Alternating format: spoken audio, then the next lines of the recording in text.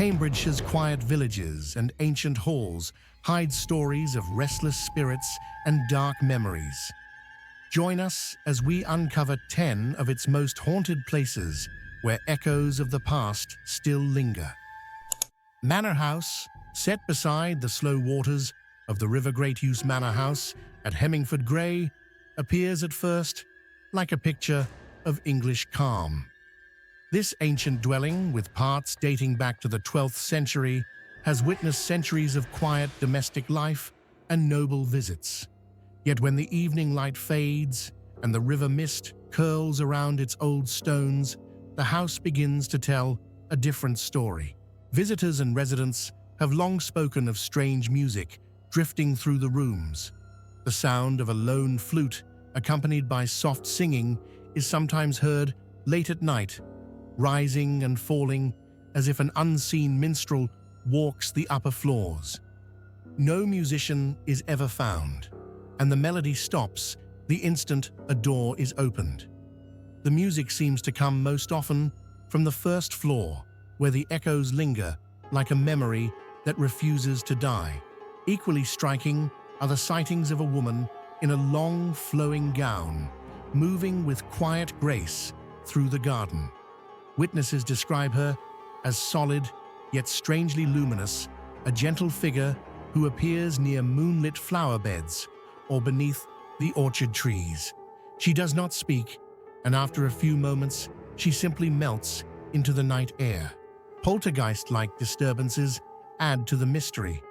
Those sleeping upstairs have reported the sharp click of a cane tapping along the banisters, followed by the sound of hurried footsteps when no one is near. Chairs are sometimes shifted during the night. Doors that were carefully closed are discovered open at dawn. One guest awoke to the faint sensation of a hand brushing his shoulder, as if someone were checking the room. Historians point to the house's long and turbulent history.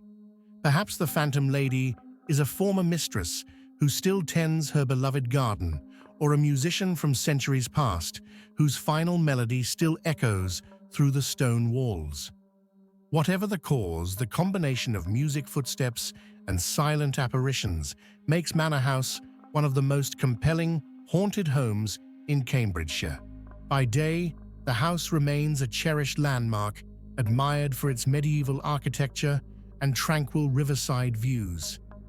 But when darkness falls and the unseen flute begins its lonely song, Manor House becomes a place where time blurs and the past still walks the night. The Royal Oak.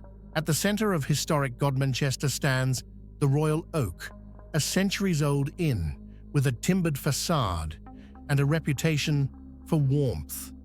By day, it is a lively pub where fires crackle and conversation fills the air. But when the last guest departs and the doors are locked, the building seems to enter another time entirely. For decades, stories have circulated of something unseen moving in the night.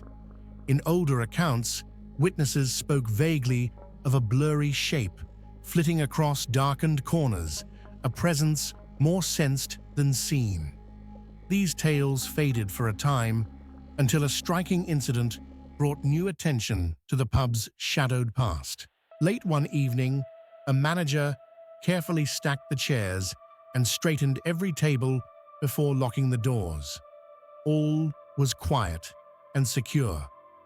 Yet when he returned the following morning, he found the chairs mysteriously pulled back and arranged around one table as if a company of invisible patrons had gathered in the dead of night and risen hastily at dawn. There were no signs of forced entry. The alarm remained set. Only the quiet scent of ale hung in the air. Other staff tell of faint sounds.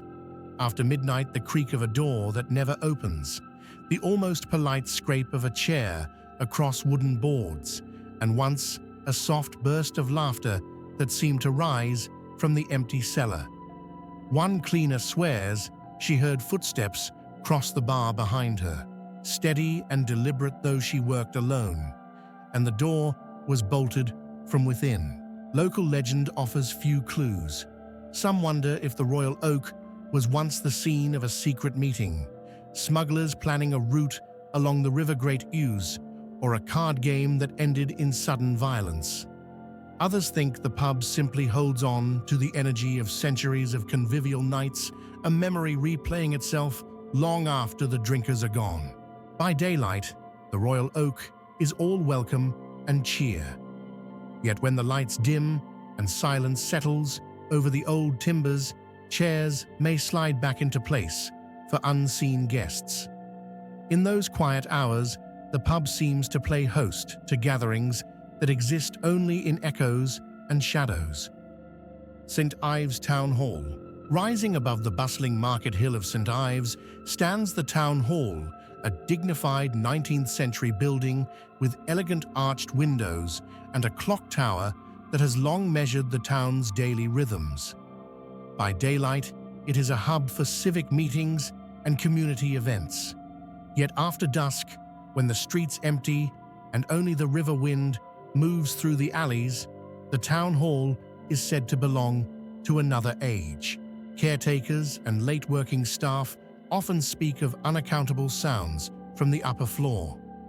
While checking the ground level, they hear the murmur of a gathering overhead, the rustle of papers, the scrape of chairs, even the deep cadence of male voices, as though a formal debate is underway.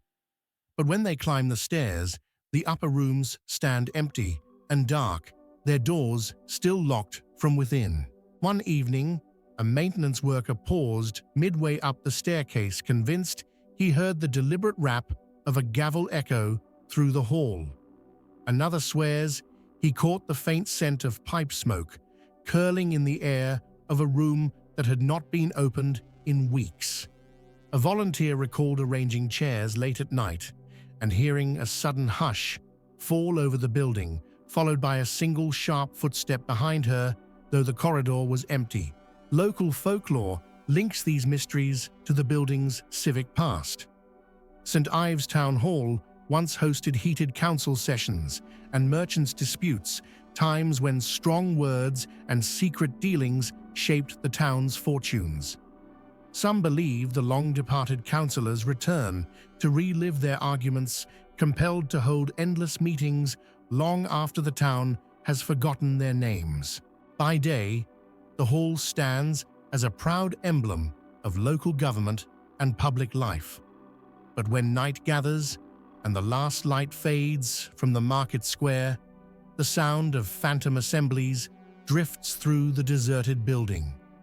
Whether these echoes are restless memories or something stranger, St Ives Town Hall seems determined to keep its council alive even when no living soul is present to call the meeting to order. Slepe Hall Hotel. On the quiet edge of St Ives stands Slepe Hall Hotel, a handsome Georgian building of pale stone and wide sash windows. Today, it welcomes travelers and wedding parties, its rooms filled with light and gentle music. But beneath this elegant facade lies a story that refuses to rest. Long before it became a hotel, the building served as a girls' school. Local legend tells of a young lodger who, in a moment of despair, hanged herself within these walls. Though records are fragmentary, the story lingers in whispered recollections of teachers and pupils, and many believe her presence has never truly left. Modern staff speak of poltergeist-like disturbances that echo the building's troubled past. Doors that were carefully latched in the evening stand wide by morning. Glassware rattles softly on bar shelves without any passing vibration. Guests report a sharp drop in temperature in certain corridors, a sudden cold so intense it missed the breath even on summer nights. One evening, a night porter checking the upper floor heard the faint creak of footsteps ahead. As he turned a corner, he caught sight of a female figure in old-fashioned dress gliding into a side room. Hurrying after her, he found the room dark, empty, and locked from inside. Another guest awoke to the sound of distant sobbing, only to discover every hallway deserted. There are smaller, subtler signs too. The smell of long extinguished candle wax in the stairwell, a whisper of fabric brushing against the banisters, a fleeting shadow across a mirror. These moments vanish as quickly as they come, leaving only the uneasy silence of a house that remembers. Today, weddings are celebrated, and visitors enjoy the comfort of modern hospitality. Yet when the last guests leave and the lamps burn low, Slepe Hall seems to return to its older self. A quiet tension fills the air, as if the sorrow of that long-ago lodger still lingers, tracing the same corridors she once walked. Whether one believes in spirits or simply in the persistence of memory, few can leave Slepe Hall at night without sensing that the past here has never truly gone to sleep. Cromwell Museum. In the heart of Huntingdon stands the Cromwell Museum, housed in a former grammar school where Oliver Cromwell himself once studied. From the outside, it is a modest medieval building of warm brick and carved stone, drawing visitors with its promise of history. Yet when dusk settles over the market square and the final tourists depart, this quiet museum is said to awaken with echoes from a far older age. Passers-by often speak of a deep knocking on a door that no longer exists. The sound is heavy and deliberate, as though a visitor demands entry, but the doorway where it originates has been bricked up for centuries. Some late strollers have paused in the square, certain they heard the dull thud of a fist against oak, only to find a blank wall staring back at them. Inside, the atmosphere can change without warning. Guides have reported the low rumble of a male voice speaking in archaic English, the words indistinct but resonant with command, especially near the display of Cromwell's hat boots and walking stick. Locked desks have been discovered standing open, despite their latches remaining firmly fastened, as though invisible hands sought something within. One winter evening, a custodian checking exhibits after closing heard slow, measured footsteps in the upper gallery. He climbed the stairs to find the room empty, and still yet the sound of movement continued just beyond his reach, circling the gallery like a patient sentinel. Folklore offers several possibilities. Some believe Cromwell himself returns to the place of his youth, restless and reflective. Others suggest a former schoolmaster or a long-dead soldier stands guard over relics of a turbulent age. Even skeptics remark on the building's peculiar weight of silence, as if the past itself presses close. By day, the Cromwell Museum is a treasure of English history, its cases filled with documents and personal belongings of a man who shaped a nation. But as the evening deepens and the streets of Huntingdon grow empty, the echo of phantom knocks and commanding voices reminds visitors that history is not always safely sealed behind glass. Island Hall. Standing gracefully beside the River Great Use Island Hall is an elegant Georgian mansion, framed by formal gardens and an ornamental bridge leading to a private island. By daylight, it is admired for its riverside beauty and refined architecture. Yet when evening mist drifts across the water and the house settles into silence, visitors say the past begins to stir. For generations, residents have spoken of unseen hands that prod or tap the unwary. A sudden pressure on the arm, a soft poke at the back of the neck, a fleeting brush across the sleeve, small gestures that feel deliberate, as though someone seeks attention but remains invisible. Guests describe the sensation with a mix of curiosity and unease, for the hallways are empty when they turn. Even more curious is the legend of the self-playing piano. Though it has not been heard in recent years, older caretakers recall nights when a clear, delicate melody rose from the music room long after the household slept. Keys moved with gentle precision, then ceased abruptly as footsteps approached, leaving only a ringing silence. There are also soft sighs and faint breaths that seem to drift through the house, most often near the grand staircase and the upper gallery. Some visitors sense a subtle perfume of lavender or old wood smoke that vanishes as quickly as it comes. In the gardens, figures dressed in Edwardian clothing have been glimpsed beneath the trees. Most famously, a lady in a long, pale gown and wide-brimmed hat who walks among the flower beds before fading into the night. Local tradition hints at an Edwardian mistress devoted to the house she loved, perhaps returning to tend the gardens she once cherished. Others believe the playful touches belong to long-departed children, their laughter now reduced to sighs on the wind.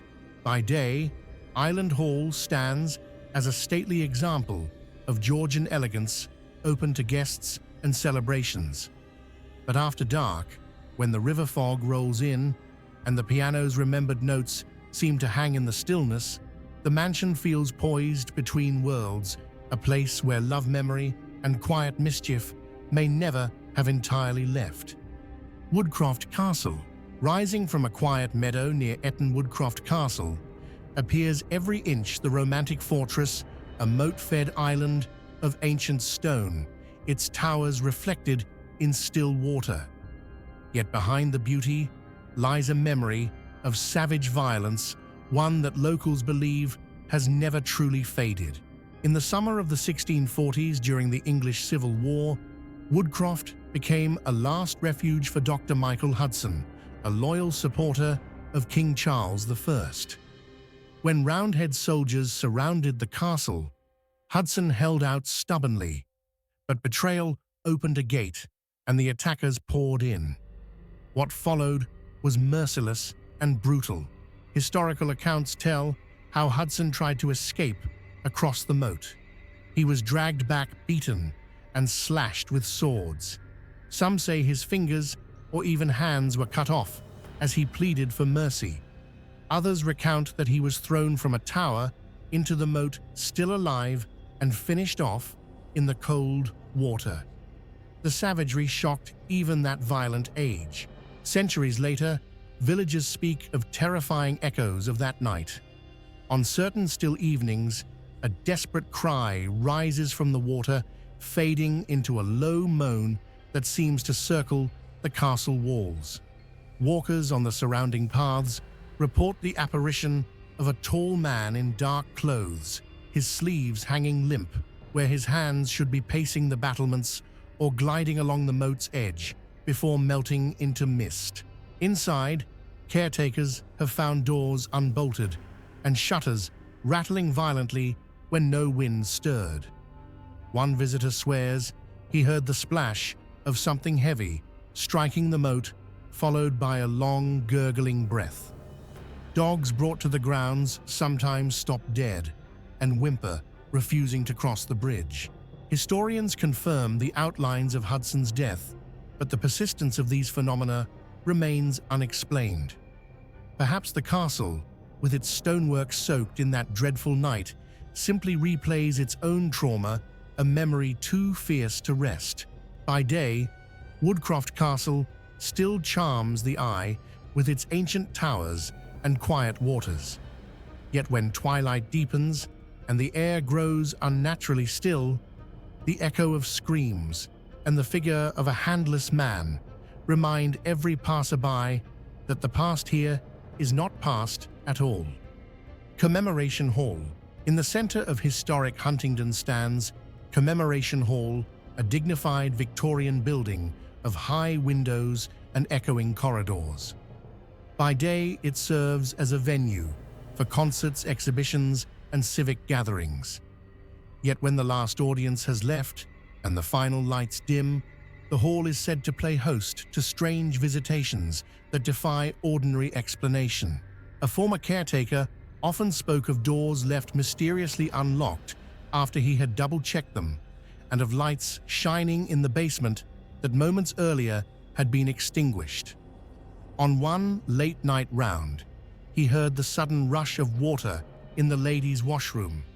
He had inspected it minutes before and found the taps firmly turned off, yet now the room echoed with the sound of running water. When he opened the door, The noise ceased abruptly, and every tap remained perfectly dry. Even more unsettling are the phantom footsteps that seem to traverse the great hall when it stands empty. More than once, staff have heard measured heavy steps crossing the polished floor above them, as if a late guest were pacing out a speech. But when they hurried upstairs, the vast room lay silent and still, its doors locked from within. Visitors attending evening events have also reported a sudden, unshakable feeling of being watched, or a brief coldness that slides down the spine like a shadow. A musician packing away after rehearsal glimpsed a shape moving across the balcony, a dark outline that lingered for a breath before melting into the rafters. Local folklore offers several suggestions, perhaps a Victorian benefactor returning to survey his gift to the town, or the ghost of a long-forgotten caretaker keeping watch. Others believe the hall may simply hold the imprint of generations of music speeches and debates, a living memory that occasionally replays itself in sound and movement. By daylight, Commemoration Hall is a welcoming civic space, alive with art and conversation.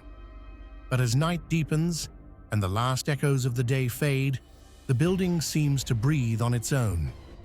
The whisper of unseen footsteps and sudden rush of phantom water leave visitors with the uneasy sense that some meetings here are never truly adjourned. The Golden Lion Hotel. Facing the historic market square of St Ives, the Golden Lion Hotel welcomes travelers with timbered beams and centuries of hospitality. By day, it bustles with guests and warm light. But when night closes over the cobbled square, this venerable inn is said to reveal a much older and stranger life. Legends here center on a green-clad lady whose presence once stirred fear and fascination. Guests in rooms 12 and 13 have woken to find their bedclothes pulled away by invisible hands, the fabric sliding off as if tugged with deliberate care. Some even glimpsed a faint emerald glow at the foot of the bed, a shimmering outline of a woman who vanishes as soon as lights are turned on. Room 15 holds a different mystery. Travelers report the silent passage of a soldier from the English Civil War era, likely a royalist, gliding straight through the solid wall as if the masonry were smoke. A night porter investigating a sudden draft once saw a figure in weathered armor pause in the corridor before melting into the plaster. And on the 13th day of every month, a tradition persists. Staff and locals swear that Oliver Cromwell himself returns walking the upper corridor where he once met allies and plotted campaigns. The sound of measured boots and faint bells often accompanies this spectral march, doors opening and closing as if in salute to a long-dead commander. Other phenomena deepen the unease. Bells ring when no one is near the ropes. Heavy oak doors swing slowly back and forth despite still air. Guests sipping late drinks have heard quiet conversations in empty corners or seen wine glasses arranged in perfect triangles between visits to the bar. Historians suggest the inn's long Civil War associations and countless travelers' tales may explain the lingering energy. Yet even skeptics admit that the Green Lady, the ghostly soldier, and Cromwell's phantom tread give the Golden Lion a singular, disquieting charm. By daylight, it remains a friendly market square hotel. But as the clock strikes midnight, especially on that ominous 13th night, the Golden Lion seems to host a gathering of its own, where centuries mingle and the dead still keep their appointments. St Mary Magdalene Parish Church. Set among quiet lanes and leaning gravestones, St Mary Magdalene Parish Church in Brampton seems at first the picture of English peace. Its ancient stone tower rises calmly over meadows and cottages. Yet local tradition insists that after dark, the churchyard stirs with a story of unsettled fortune and restless searching. The most enduring legend concerns Samuel Pepys, the 17th century diarist and naval administrator whose family roots lay here. When London trembled at the threat of invasion, the Pepys family is said to have buried their wealth in Brampton soil, hiding coins and heirlooms among the graves. But Samuel himself, away on business, never learned the secret of where the treasure was placed. Centuries later, villagers speak of a solitary figure wandering the churchyard on misty nights. He is described as a gentleman in dark cloak and wig, holding a lantern and peering intently between the stones as if reading inscriptions no longer visible. Some see only a faint blue light weaving among the yews, others a man of solid presence who fades when approached. Dogs brought along on evening walks often halt abruptly, growling low before retreating toward the lich gate. Caretakers locking up after evensong have heard soft footsteps pacing the nave long after the congregation departed. One verger, gathering hymnals at dusk, felt a sudden chill sweep the aisle, followed by the brief scent of damp earth as though a fresh grave had just been dug. Another time, a muffled clink, like coins striking stone, echoed beneath the flagstones, though no one was near. Some parishioners believe Samuel Pepys returns in spirit to continue his fruitless search for the hidden fortune, bound by worry that his family's wealth remains lost. Others think the church simply holds the memory of anxious times, replaying its past in sound and shadow.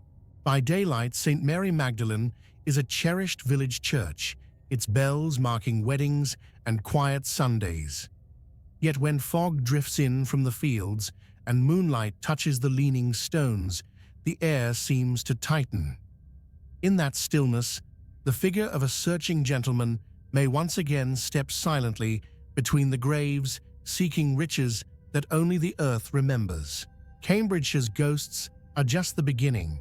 Smash the like button, share your own chills in the comments, hit subscribe, and join Creepy Experience for the next haunted adventure.